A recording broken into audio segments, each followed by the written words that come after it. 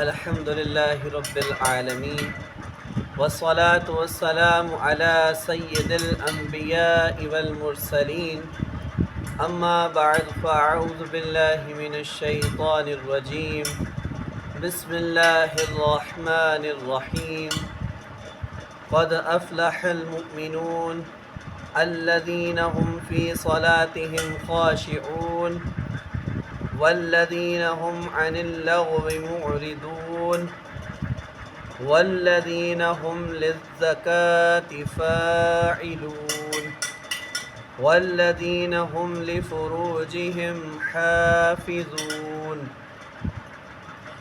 إلا على أزواجهم أو ما ملكت أيمانهم فإنهم غير ملومين فمن ابتغى وراء ذلك فأولئك هم العادون والذين هم لأماناتهم وعهدهم راعون والذين هم على صلواتهم يحافظون أولئك هم الوارثون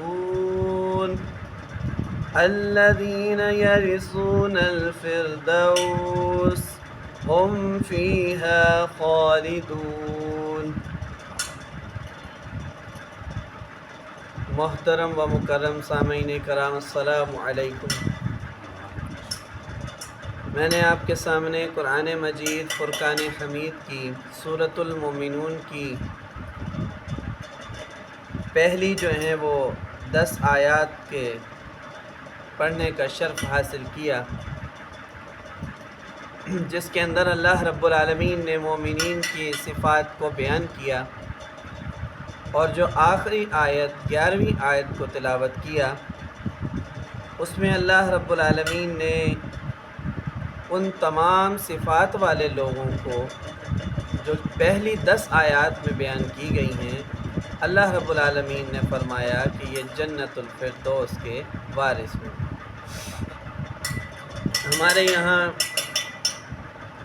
عرف عام میں یہ باتیں مشہور ہیں کہ جی مومن فلاں ہیں، مومن یہ کام کرنے والا ہوتا ہے، مومن یہ کام کرنے والا ہوتا ہے، حتیٰ کہ حالات اس قسم کے آ گئے ہیں کہ دیگ میں ایک رات کو کھچڑا پکنے پر گھوٹا لگانے والے کو بھی مومن بنا دیا جاتا ہے کہ جی بس یہ مومن بن گیا، اس کی بخشش ہو گئی کہ اس نے حلیم پکتے ہوئے، وہ دلیم پکتے ہوئے اس نے اس میں گھوٹا لگا دیا ہے، بس جی اب اس کی جنت پکی ہے، یہ مومن بن گیا۔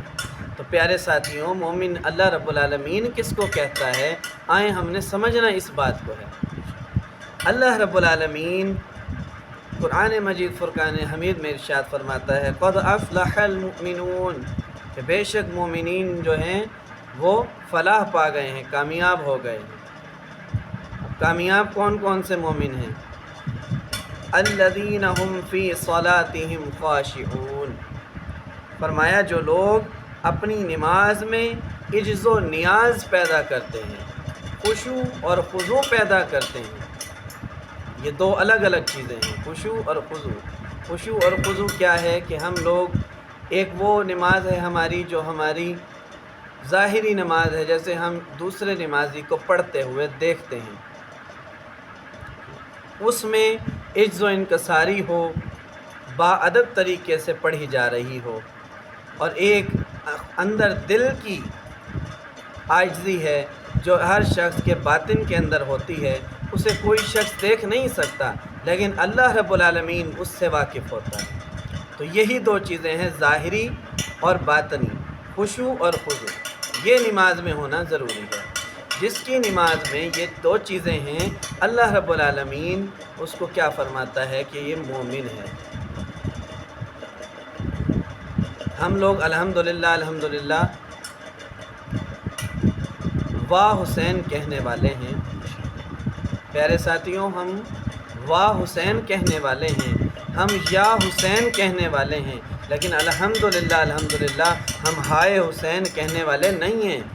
اللہ رب العالمین کا کرم ہے کہ ہم نے اس مالک لم یزل کا بے حد کرم ہے کہ اس نے ہمیں سمجھنے کی توفیق عطا فرمائی کہ آئے ہم قرآن سے سمجھیں کہ مومن کیا ہوتا ہے۔ اب مومن کی تو اتنی بڑی شان ہے کہ اللہ رب العالمین قرآن پاک میں فرماتا ہے کہ وہ کامیاب ہو گیا اور جنت الفردوس اس کے لیے ہے، اور اس کی نشانیوں کو بیان فرمایا۔ تو وہ جو مومنین جو ہیں جو جنت میں جائیں گے، جو جنت کے وارث ہیں، ان کے سردار کون ہیں؟ مولا حسن پاک اور مولا حسین علیہ السلام۔ جب مومن کی اتنی بڑی شان ہے کہ اللہ نے اس کو بیان فرمایا، تو وہ کہ جو مومنین کے جنت میں سردار ہوں گے، ان کی شان کا عالم کیا ہوگا۔ ہمارے یہاں مرثیہ سنانے والے مولا امام حسین کی شہادت پر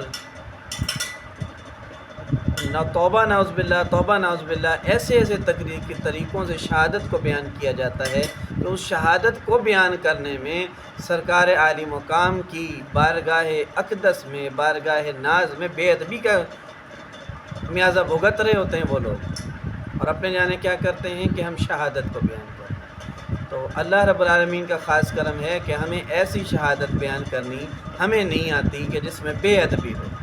ہم وہ شہادت بیان کرتے ہیں کہ جس میں ادب پایا جاتا ہے۔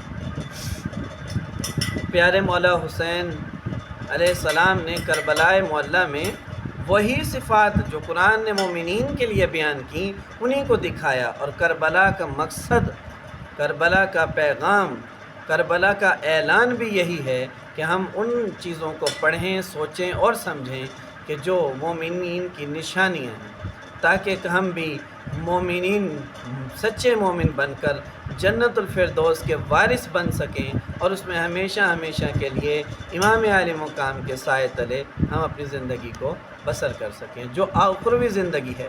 یہ تو زندگی ہے عارضی۔ اللہ رب العالمین نے قرآن مجید میں ہی ارشاد فرمایا کہ کل نفس ذائقۃ الموت، ہر جان نے موت کا ذائقہ چکھنا ہے۔ تو ہم نے یہ دنیا، یہ سب کچھ، یہ رونقیں، یہ سب عارضی ہیں، ایک دن ہم نے چھوڑ کر چلے جانا ہے۔ اللہ رب العالمین ہمیں جتنی بھی زندگی ہے اس کو صحیح معنوں میں امام عالی مقام کے نقش قدم پر ادا کرنے کی توفیق دے، گزارنے کی۔ اور اللہ رب العالمین نے سورۃ المومنین کی 3 آیت میں ارشاد فرمایا والذین هم عن اللغو معرضون، اور جو وہ لوگ مومن ہیں جو بیہودہ باتوں سے ہر وقت کنارہ کشی کرتے ہیں، یعنی اپنے دوست احباب جہاں کہیں ہم بیٹھے ہیں اس میں لغویات کو سے دور رہتے ہیں، بیہودہ باتیں نہیں کرتے، بلکہ کیا قائم کرتے ہیں؟ حیا قائم کرتے ہیں۔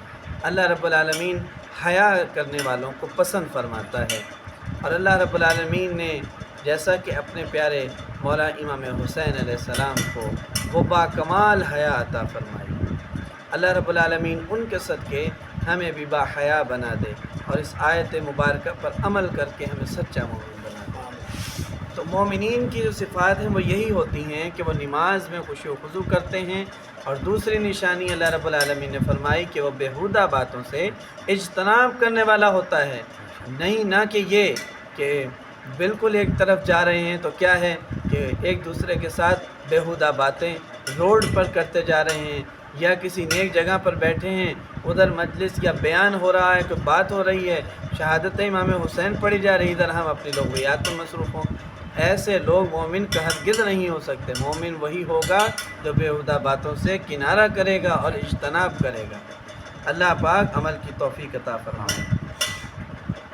اور چوتھی نشانی سورۃ المومنین میں جو ارشاد فرمائی، سورۃ المومنون میں اللہ پاک نے، وہ ہے کہ والذین هم للزکاة فاعلون، اور وہ کون ہوتے ہیں مومن؟